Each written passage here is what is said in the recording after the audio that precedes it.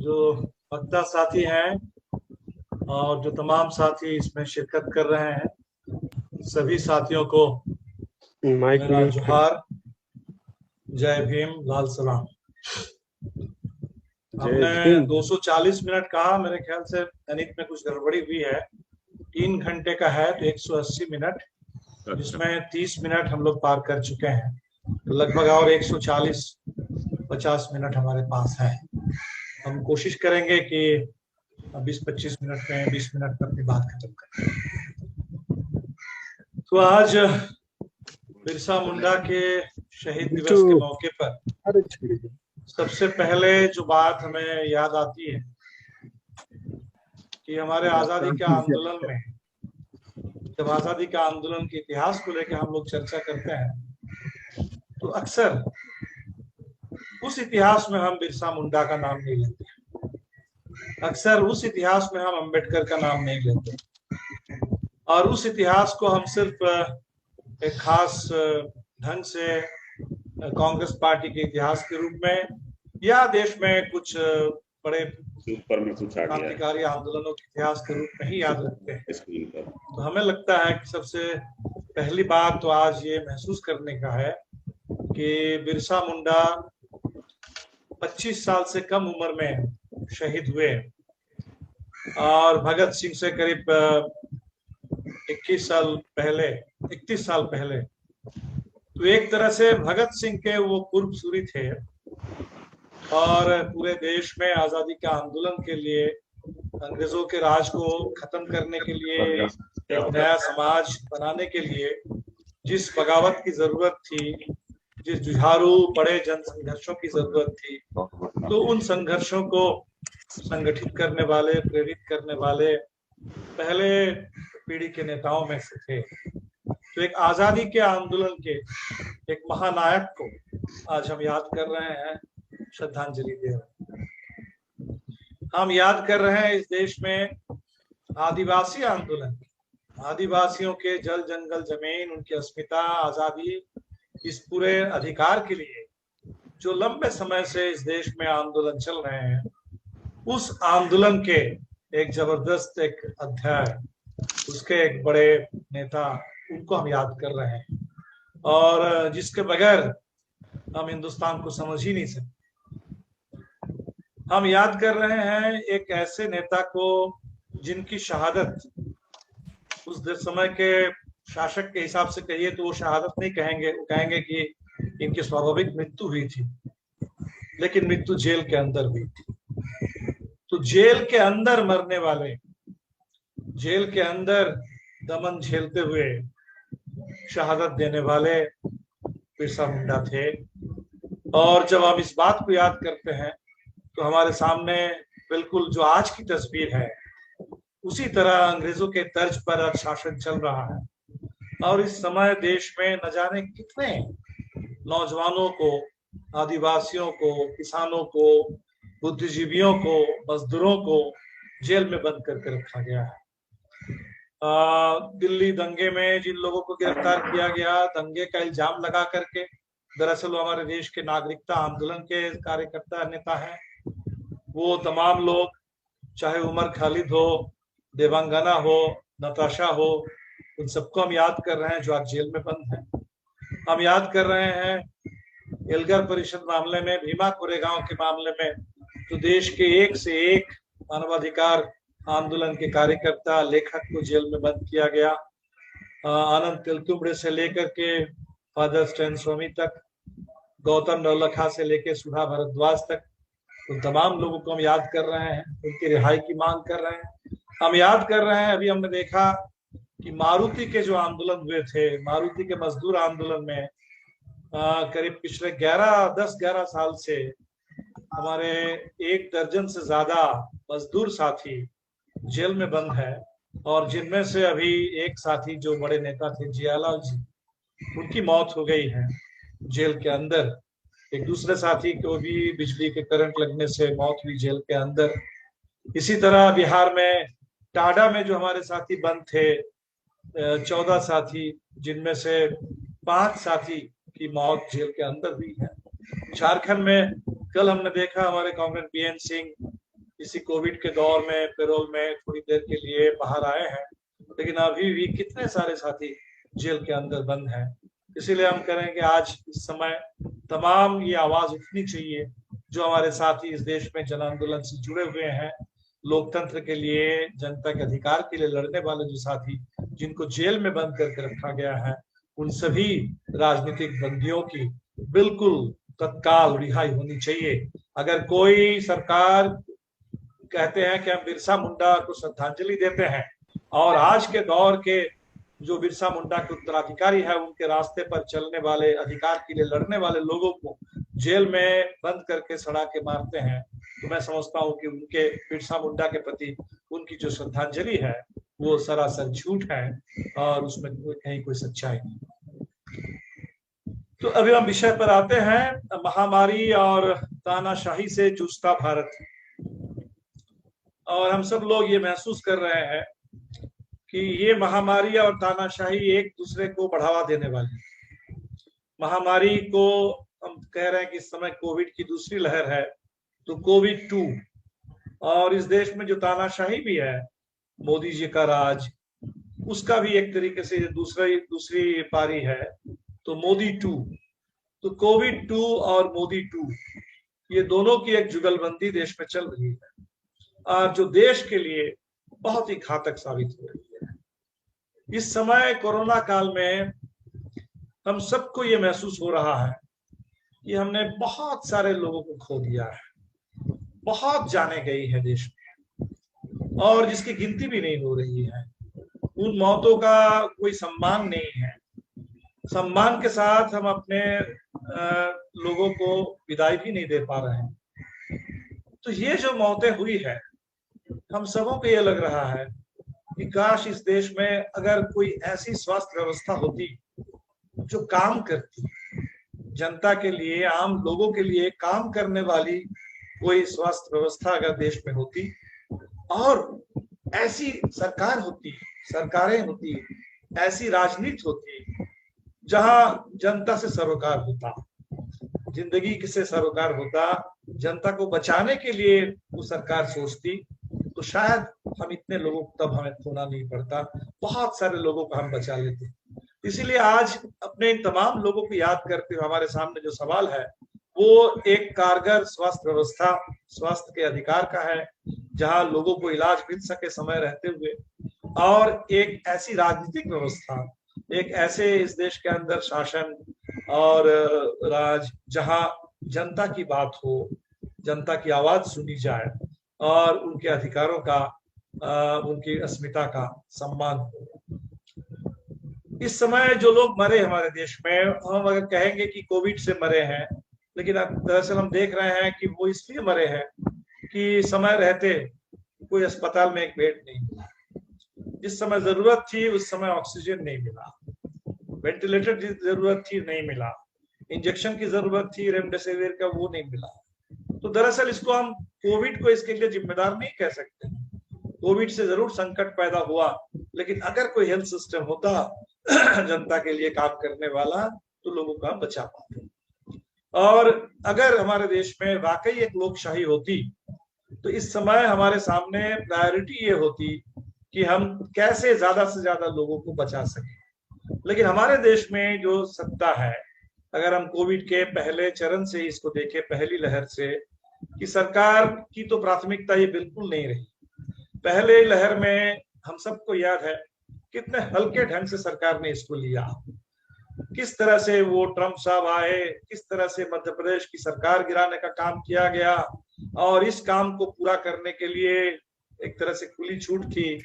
और जब कोविड फैलने लगा तब सरकार ने नारा दिया कि ताली बजाओ, थाली बजाओ, दिया जलाओ, गो कोरोना गो, नारा लगाओ। तो एक हल्का ढंग से लोगों को ये समझाया गया कि कोविड कोई खास मामला ही नहीं। आज अगर आप कह रहे हैं कि पूरे देश में कि लोग कोविड को गंभीरता से नहीं ले रहे हैं, कोविड के प्रति पूरी जागरूकता नहीं है, तो हम तो कहेंगे कि सबसे पहले इसकी जिम्मेदारी ये सरकार की है, और सरकार ने नहीं लिया।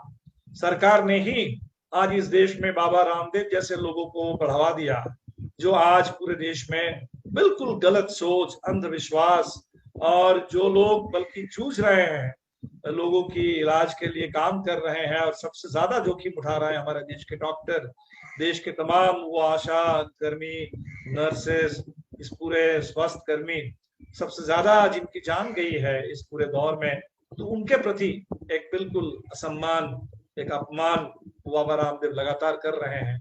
और ऐसे ही लोगों को इस देश में बढ़ावा दिया गया। तो इस पूरे दौर में, ये पहले दौर में हमने देखा, पहली लहर में, और अचानक लॉकडाउन की घोषणा की गई बिना सोचे, बिना इस बात का, इसकी परवाह किए कि हम लोगों से जब कह रहे हैं कि घर में रहो, तो हमारे ये जो लाखों लाख मजदूर जो घर में नहीं रह रहे थे, उनका घर झारखंड के गांव में है, उनका घर शायद रांची में है, कहीं बोकारो में है, धनबाद में है, और वो कमाने के लिए कहीं गए हैं बाहर, गुजरात में, महाराष्ट्र में, तो उनसे अगर हम कहेंगे कि घर में रहो तो उनको घर लौटना होगा, तो कैसे लौटेंगे? उसके लिए कोई इंतजाम नहीं किया गया और इन तमाम लोगों को एक तरह से मौत के लिए छोड़ दिया गया। अभी एक आंकड़ा हम देख रहे थे, हम सबको याद है औरंगाबाद की वो घटना, जहां रेलवे ट्रैक पर 1 दर्जन से हमारे ज्यादा मजदूर साथी जो रास्ते में चलते हुए वो सो गए थे और ट्रेन ने उनको कुचल दिया। ये ट्रेन के रास्ते से ही लोग चल रहे थे, बहुत सारे लोग इसलिए चल रहे थे ताकि पुलिस से बच के हम चल सके, ताकि हमें रास्ता मालूम हो कि जिस रूट से ट्रेन गई है उसी रूट से हम पहुंच जाएंगे। और लोगों को भरोसा था कि लॉकडाउन के दौर में ट्रेनें जब नहीं चल रही है तो शायद ये थोड़ा सुरक्षित। लेकिन हमने अभी जो आंकड़ा देखा है, रेलवे बोर्ड ने ये कबूल किया कि 2020 में 8,000, करीब 8,500 से ज्यादा लोग रेलवे ट्रैक पर उनकी मौत हुई है, और जिनमें ज्यादातर लोग हमारे प्रवासी मजदूर थे जो उसी ट्रैक से चल करके किसी तरह अपने घर लौटने के लिए। इसी दौर में हमने देखा कि सरकार ने आज तक लोगों के लिए कोई घोषणा नहीं की कि लोगों के पास घर में जहां बिल्कुल खाने के लिए उनके पास कुछ नहीं है, कोई पैसे उनके पास नहीं है, तो कुछ पैसे उनके पास कैसे पहुंचे, ये नहीं सोचा गया। लेकिन पैकेज के नाम पर एक नारा मोदी जी ने दिया, और जो शायद उनके बिल्कुल मन की बात थी, और वो मन की बात का मतलब क्या था आज हम उसको देख रहे हैं। उन्होंने कहा कि आपदा को अवसर में बदलना। हम सब लोग कहते हैं इस देश में कोई शोक की घड़ी है तो शोक को संकल्प में बदलो, ताकत में बदलो, ताकि हम उसका मुकाबला कर सकें। हम ये नहीं कहते हैं कि उसको अवसर में बदल दो ताकि हम मुनाफा कमा सकें। लेकिन हमने देखा है कि इस देश में आज ऐसी सरकार है, कंपनी वालों की सरकार है, जिनको इस आपदा में अवसर नजर आया, और उसी का परिणाम है कि इस पूरे दौर में अगर आप देखेंगे तो हमारे देश के करोड़ों करोड़ लोग, उनका रोजगार चला गया, उनके पूरे आमदनी घट गई।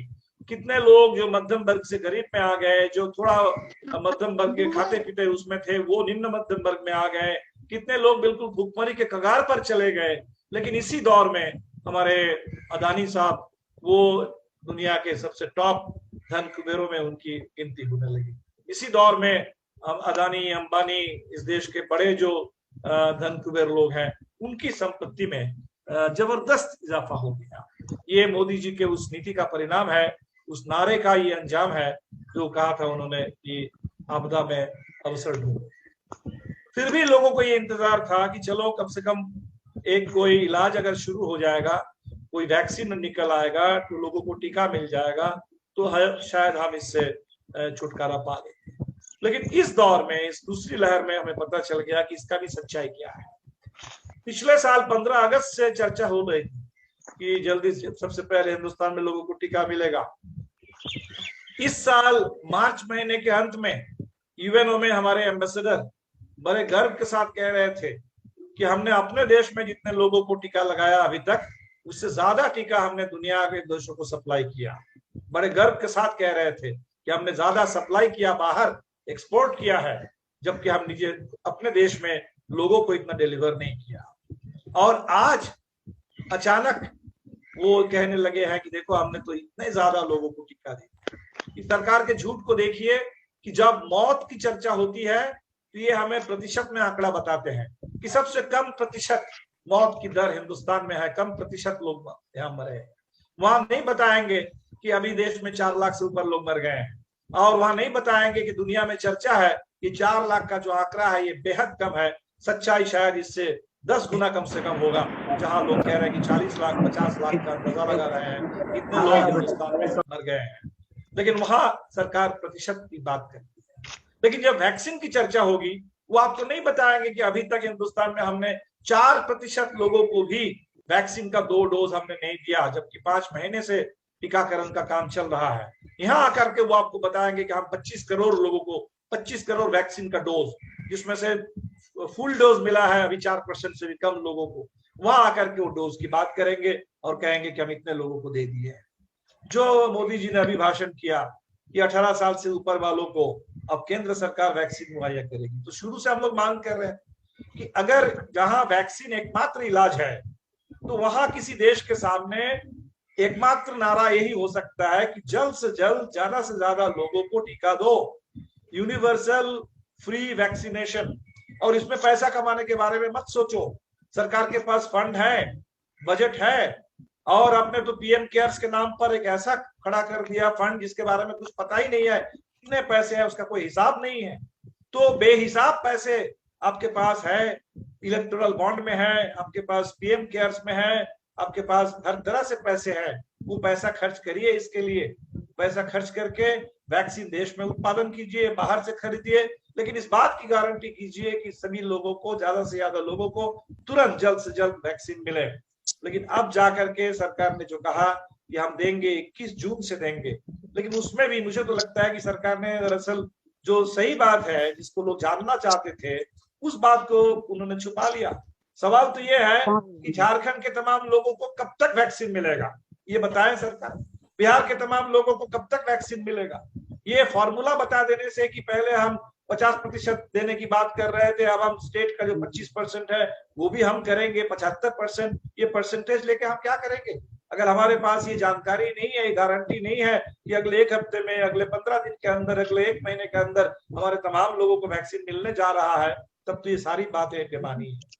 हमें लगता है कि अभी भी जो सरकार कर रही है कि हम डिजिटल तरीके से, ये डिजिटल इंडिया एक बहुत बड़ा धोखा है, डिजिटल तरीके से हम रिकॉर्ड करेंगे, और जो लोग डिजिटल में कोविड के उस पोर्टल में अपना नाम चढ़ाने की कोशिश कर रहे हैं, ज्यादातर लोगों का ये अनुभव है कि वो ओटीपी आता ही नहीं है, मिलता ही नहीं है, वो चढ़ा नहीं पाते नाम।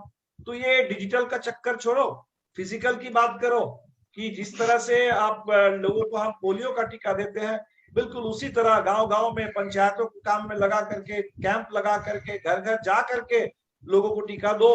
ये देना, ये एग्रेसिव कैंपेन चाहिए। चुनाव के समय वोट मांगने के लिए घर घर जा सकते हो, पोलिंग बूथ लगा सकते हो जहां लोग ला करके वोट दे सकते हैं, तो क्या इस समय टीकाकरण के लिए घर घर नहीं जा सकते हो? क्या बूथ में जाकर के लोगों को टीका नहीं दे सकते हो? उसके लिए टीकाकरण के लिए वैक्सीन बूथ नहीं लगा सकते हो? सब कुछ ये होना चाहिए, लेकिन अभी भी इसकी बात नहीं हो रही। हमने देखा जो बात अभी हुई है, सरकार ने कहा कि हम दिवाली तक लोगों को मुफ्त राशन देंगे।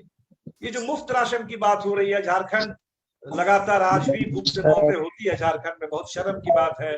पूरे देश में ही बहुत सारे इलाके में अभी भी भूख से मौत होती है।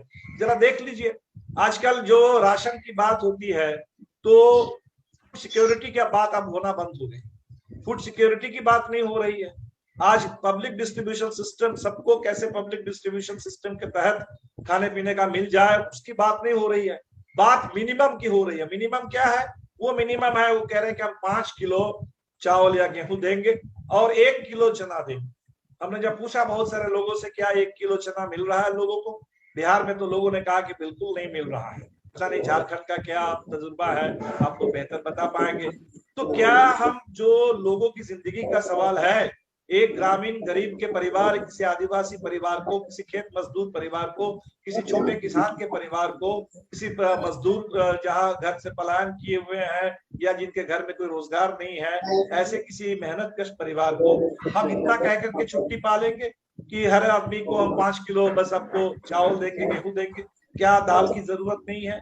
क्या खाने के लिए वो तेल की जरूरत नहीं है? क्या दूध की जरूरत नहीं है? क्या अंडे की जरूरत नहीं है? क्या घर चलाने के लिए मिनिमम पैसे 7,000 रुपए, हम लोगों ने कहा कि 7,500 रुपए आप पैसे की बात करते हैं, कह रहे थे कि 15 लाख रुपए सबके अकाउंट में भेजेंगे। तो ये जो झूठ बात कहते रहे हैं, यही तो समय है सबके अकाउंट में 7,500 10,000 रुपए इस समय दीजिए। आशा कर्मियों के लिए एक मुश्त कम से कम भत्ता दीजिए 10,000 रुपए का। मिड डे मील वालों के लिए 10,000 रुपए का भत्ता दीजिए। इस समय सरकार की जेब से कोई पैसा नहीं निकल रहा। अभी वो बात करेंगे तो 5 किलो चावल की बात करेंगे, 1 किलो चना की बात करेंगे। अभी सरकार गलती से भी कभी वो बात नहीं करेगी कि हम सब लोगों को 10,000 रुपए देंगे। हम सब लोगों को कम से कम जब तक कोरोना काल है, जब तक ये लॉकडाउन या आधा लॉकडाउन है, लोगों के रोजगार की कोई गारंटी नहीं है, तब तक उनका घर परिवार चले तो कम से कम कुछ पैसे हो घर में। बिना पैसे का कैसे चलेगा? तो आज ये पूरे टोटल महामारी के दौर में ये हम देख रहे हैं कि लोगों को मरने के लिए किया गया और प्रचार लेकिन इसका बिल्कुल उल्टा हो रहा है। प्रचार हो रहा है कि देखो मोदी जी थे, नहीं तो करोड़ों में लोग मरते। मोदी जी थे इसीलिए हमने तो बस चंद कुछ लाखों में लोगों को बचा लिया, करोड़ों करोड़ लोगों को हमने बचा लिया। ये झूठ का भी प्रचार होता है। इसलिए आज एक बड़ी जरूरत इस बात की है और एक मुहिम शुरू हुई है। मुझे इस बात की खुशी है कि देश के पूरे नागरिक समाज ने इसमें जबरदस्त एक समर्थन दिया है और एक बड़ा कार्यक्रम बन रहा है कि हर रविवार को, हर संडे को सरकार छुपाना चाहती है, भुला देना चाहती है, लेकिन हमें याद रखना है हमने लाखों लोगों को खो दिया है, अपनों को हमने खो दिया है। हर घर में कहीं ना कहीं मौत ने दस्तक दी है।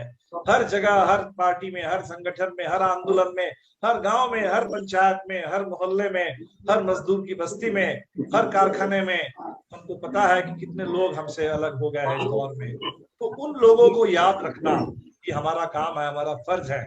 और उनको याद रखते हुए इसकी मांग करना कि देश में सियासत बदले, सरकार बदले, जनता के लिए सोचने वाली सरकार हो, सरोकार रखने वाली सरकार हो और लोगों को बचाने वाली स्वास्थ्य व्यवस्था हो, ताकि यहाँ इस देश में कॉर्पोरेट के मुनाफे के लिए, प्राइवेट अस्पताल के लिए, कारोबार के लिए इस देश के स्वास्थ्य और शिक्षा को कारोबार बना दिया जाए।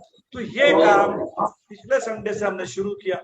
आपसे सभी साथियों से हमारी अपील होगी कि क्या झारखंड में भी अगले 13 तारीख को, 20 तारीख को और 27 तारीख को खास तौर पे जब मोदी जी अपनी मन की बात सुनाएंगे, मोदी जी हम अपनी मन की बात सुनाएंगे, क्या उस समय हम अपनों की याद इसको पूरे देश में एक एजेंडा बना सकते हैं कि नहीं बना सकते? और इस बात को हम भूलेंगे नहीं, बना के रखेंगे। बहुत लोगों को हमने खो दिया। किसान आंदोलन में कितने लोग मरे हैं। अभी उत्तर प्रदेश में हमने देखा कि पंचायत का चुनाव हुआ और कितने शिक्षक, 1600 से ज्यादा शिक्षक संगठन ने आंकड़ा जुगाड़ किया है कि उनके सदस्य थे जो चुनाव कराने में इस समय कोरोना के भेंट चढ़ गए। तो कितने डॉक्टर मर गए हैं, कितने बैंक के कर्मचारी, कितने रेलवे के कर्मचारी मर गए हैं, कितने लोग रेलवे ट्रैक पर मर गए हैं। तो ये सारे मरने वालों का हिसाब होना चाहिए और इसलिए इसको लेकर के उनकी गिनती भी हो, कितने लोग मरे हैं। मुआवजे की बात है, उस पर भी हम लोग लड़े, लेकिन सबसे पहले अपने तमाम खोए हुए लोगों को याद रखें। उनको सम्मान सरकार नहीं देगी लेकिन हम जरूर देंगे, वो हमारे अपने लोग थे। इसलिए अपनों की याद उसको हम पूरे देश में जारी रखेंगे मुहिम के बतौर। ये आपसे हम अपील करेंगे। हम अपील करेंगे आपसे कि इस पूरे दौर में जो किसानों का इतना बड़ा आंदोलन चल रहा है, 6 महीने से ज्यादा समय हो गया है, बहुत बड़ा आंदोलन, और जिस आंदोलन ने ये पूरे देश के सामने एक मुद्दा बना दिया कि ये जो 3 कृषि कानून, ये कोरोना काल में ही लॉकडाउन का, जिसको मोदी जी ने कहा कि आपदा को अवसर में बदल दो, आपदा को अवसर में बदलते हुए ये कानून थोपा गया हमारे ऊपर, जो किसान को जिसकी जरूरत नहीं थी, कंपनी वालों के लिए किया गया। इसी दौर में हमारे ऊपर नए लेबर कोड थोपे गए। इसी दौर में हमारे ऊपर नई शिक्षा नीति के नाम पर एक डिजिटल शिक्षा प्रणाली, एक निजीकरण, एक महंगी शिक्षा हमारे ऊपर थोप दी गई। और आज पूरे देश के छात्र परेशान है कि आज एक नया डिजिटल डिवाइड से कितने गरीब छात्रों को, गांव के छात्रों को, उनको शिक्षा से बाहर कर दिया जा रहा है। ये सारी नीतियां या कानून जो बने हैं इस दौर में, इन कानूनों को पलटना होगा और हमें अपने किसान के हक में कानून चाहिए, हमें इस देश में मजदूरों के अधिकार के कानून चाहिए, छात्र नौजवानों के शिक्षा और रोजगार के अधिकार के कानून चाहिए, सबके लिए स्वास्थ्य इसका कानून चाहिए। और जो संपत्ति की बिक्री हो रही है, राष्ट्रीय संपत्ति की, रेलवे ट्रेन में हम चढ़ते हैं, लिखा रहता है कि ये रेलवे देश की संपत्ति है, राष्ट्रीय संपत्ति है। हमें फाइन कर दिया जाता है कि आपने इस संपत्ति को नुकसान पहुंचाया, यहाँ गंदा कर दिया। लेकिन इस संपत्ति को सत्ता में बैठ करके जो लोग बेच रहे हैं, जो कोयला खदान को फिर एक बार आज निजी हाथों में सौंप रहे हैं, इस निजीकरण पर रोक कैसे लगेगा? तो ये निजीकरण पर रोक लगे, संपत्ति की बिक्री बंद हो, ये बड़ा सवाल है। जो कोरोना काल से तुरंत पहले देश में बहुत बड़ा आंदोलन शुरू हुआ था शाहीन बाग से, जो उसको एंटी सीए कानून आंदोलन हम बोलते हैं, लेकिन हमें लगता है कि उसको एंटी सीए नहीं बल्कि हमको इस रूप में याद रखना चाहिए कि नागरिकता, देश के नागरिकों के बीच में धर्म के नाम पर भेदभाव पैदा करने की जो कोशिश है, उस भेदभाव के खिलाफ समान नागरिकता, मजहब कुछ भी हो, उसका धर्म उसका कोई मतलब नहीं है इस देश में नागरिकता के साथ।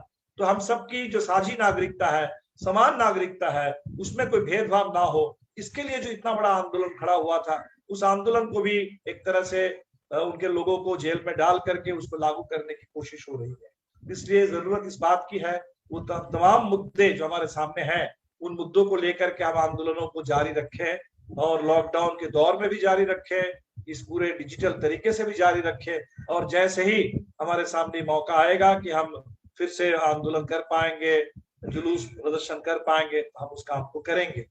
इस दौर में 2019 के बाद कुछ बड़े चुनाव हुए जिसमें झारखंड के लोगों को दिखाई देंगे, और झारखंड में यही है बिरसा मुंडा की विरासत कि झारखंड ने उस 2019 के चुनाव में मोदी जी की दोबारा सत्ता में आने के बाद भी, उसके बाद जब विधानसभा का चुनाव आया तो रघुवर दास को झारखंड ने गद्दी से हटा दिया और वहां एक विपक्ष की सरकार बनी है, जेएमएम की, कांग्रेस की, वामपंथी समर्थन लेकर के आज ये जो सरकार चल रही है, हम समझते हैं कि देश में आज भारतीय जनता पार्टी के खिलाफ, आरएसएस के खिलाफ, इस तानाशाही के खिलाफ एक मजबूत उदाहरण है। और हमें उम्मीद है कि ये जीत भी है, ये सरकार इसी हिसाब से काम करे और झारखंड एक मजबूत गढ़ के रूप में तानाशाही तो नहीं होता है। बिहार में चुनाव हुआ, बिहार में काफी उम्मीद थी, लेकिन हम लोग उसको अंत तक नहीं पहुंचा पाए हैं, लेकिन फिर भी एक जबरदस्त विपक्ष का निर्माण हुआ और सरकार को झटका लगा। बंगाल में चुनाव हुआ और जहां बहुत सारे लोगों को आशंका थी कि शायद भारतीय जनता पार्टी बंगाल पर कब्जा जमा लेगी, यहाँ बंगाल में हमने देखा कि बहुत निर्णायक तौर पर लोगों ने भारतीय जनता पार्टी को ठुकराने का काम किया। लेकिन ये सरकार है, इसकी कोशिश है कि जहां भी जनता भारतीय जनता पार्टी के खिलाफ मतदान कर रही है, राय दे रही है, वहां वो जनता से बदला लेना चाहती है।